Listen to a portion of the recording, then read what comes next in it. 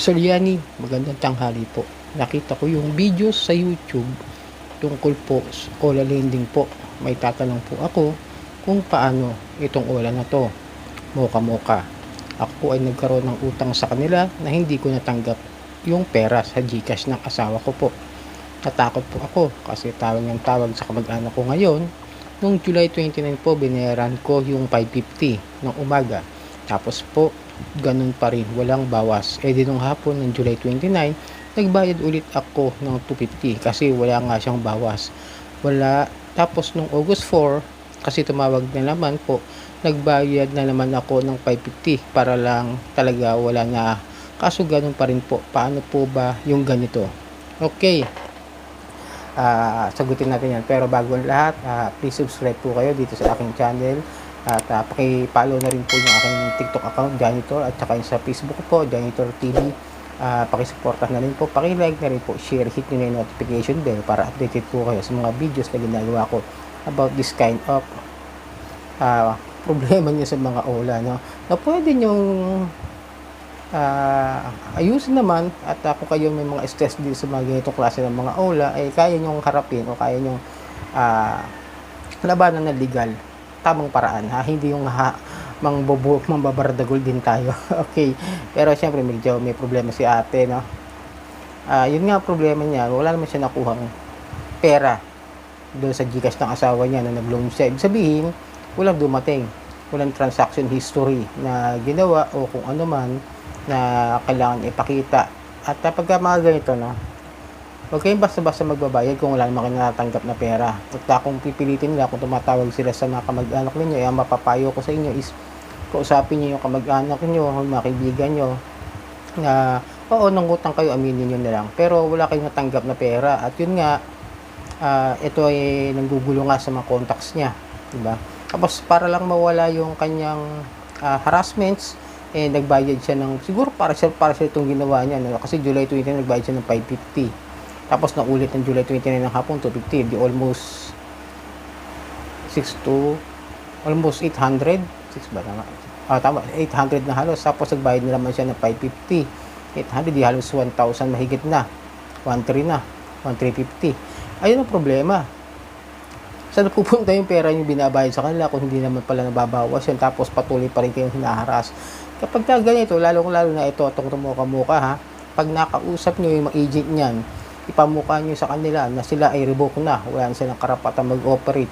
Pwede lang sila maningil kung ang utang nyo ay nakuha ninyo noong April 25 sila na-revoke eh. Ngayon, before that, kunwari April 24 o April 23 kayo nagkaroon ng utang sa kanila, valid pa yun, nasa giling kayo. Pero kung kayo, umuutang kayo ngayong mga months na ito mga recently, tapos napautang pa rin kayo, tulad naman nito na hindi na pinadala yung pera at sinisingil kayo, pwede nyo ireklamo nga, sabi nga sa inyo, ireklamo yung CSEC. Punta kayo sa website, nandun naman yung form nun, na complaint form, na kung saan doon kayo magpipill up ng mga problema nyo sa kanila, ng mga pag-getong klase ng pangharas. Tapos itanong nyo, bakit nag-ooperate ito? Kasi di pa makapag-download nito muka-muka, di pa ako hindi ko pwede gamitin ito cellphone na ginagamit ko at may mga dyan.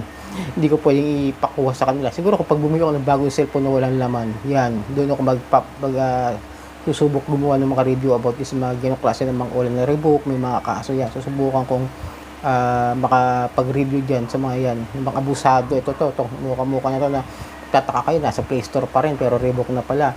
Kaya ito ang problema. Pagka ganyan nga, huwag kayong magbabayad pero i-save nyo yung transaction history ninyo na binabayad nyo sa kanila. Katulad niyan, naka 1,000 plus na kayo. Tapos patuloy pa rin yung harassment.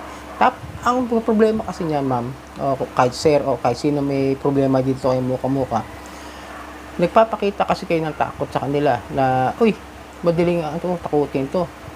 Harasin natin ng harasin. Ayan. Ganyan na plano ng mga yan. Yan naman tagay. Kumbaga, extortion.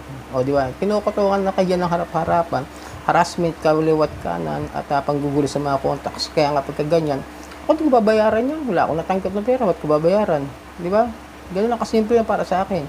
Ngayon, kung tinatawagan yung mga kamag-anak ninyo, national data privacy, number 1, pwede nyo.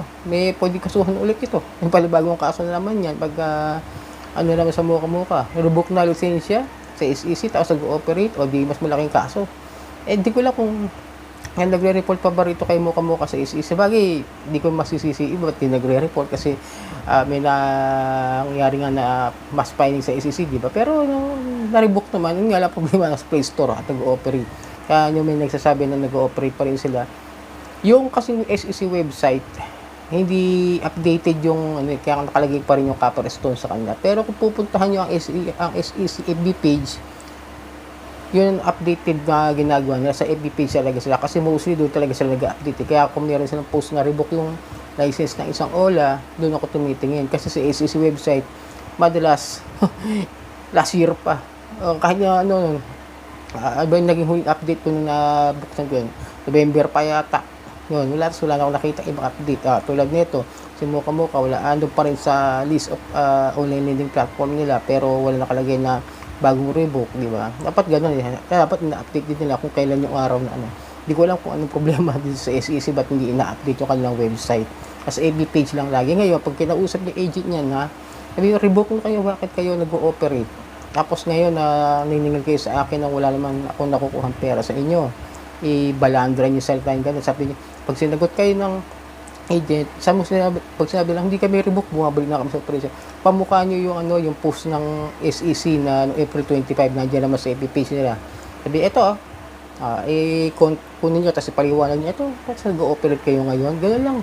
Tapos huwag na kayo magbayad, sasayang lang kayo ng pera diyan sa mga revoke ng mga OLA, yung mga abusadong OLA na may kaso, sa mga may cease and desist order, lalo na yan, nasa Muka.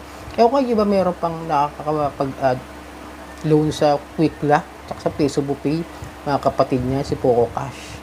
Saan nyo ba nakukuha yung mga OLA nyo? Ako, di ko nakikita yun. Nag-download din ako ng App Market. Hindi ko siya nakikita.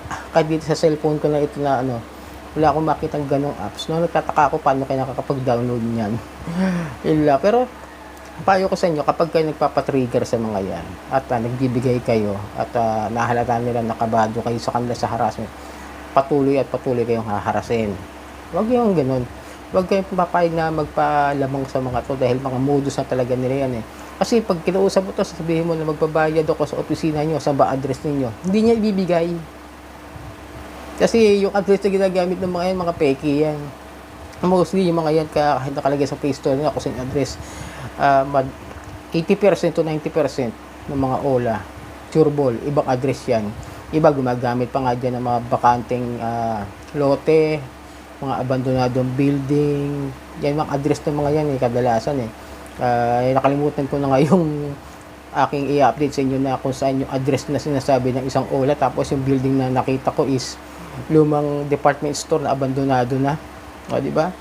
Kaya paano nyo masasabi legit yung mga yan? Tapos ito nag-operate, nagagawa na naman ng harassment kahit walang utang yung tao. Yan ang problema dyan. Kaya nga sabi sa inyo, huwag kayo nagpapakita ng takot sa kanila. Huwag kayo nagpapakita ng kung ano man. At madali kayong victim. Kasi, may minamanipulate kasi tayo ng mga yan na, oy, may utang kayo sa amin. Yun na pinangbabato nila sa atin. Kaya malalakas sa loob niya na, may utang yun, tapos kapal-kapal ng mukha, di ako babayad. Paano nga kung wala ka nakuha? Di ba? Ang babayad ko sa'yo, paano kita babayaran? Bakit kita babayaran? Wala naman ako nakuha ng pera sa'yo. Baka batukan pa kita dyan o ako yun totoo lang nagpapakaan lang ako kasi abusado wala naman ako ng pera tapos babayaran mo. Nasayang lang po ibinayad nyo, ma'am. Patuloy lang kayong haharasin yan. Mag-report na lang po kayo sa SEC. Tapos yung harassment na ginagawa nito, yung mga ganyan, pwede naman dedamahin kung kaya nyo. Pero kung hindi nyo kayo, report kayo sa NBI na lang. Baka mas makatulong ang NBI ngayon, lalo na't medyo active si Director Jaime Santiago. So yun mga kadyan, ipinaago ko lang sa inyo Huwag kayong nagpapatako sa mga ulan na yan. Ganyan talaga modus niyan. Huwag kayong papaniwala sa mga pinagsasabi ng mga sa 10 sinabi, 11 ang di totoo. Yun lang po. Sa sanang katulang video ito. Ito po inyong lingkod ka, Johnny ng Johnny Tour TV. Ito ang Johnny Depp. Usapang utang, usapang ola. Peace out.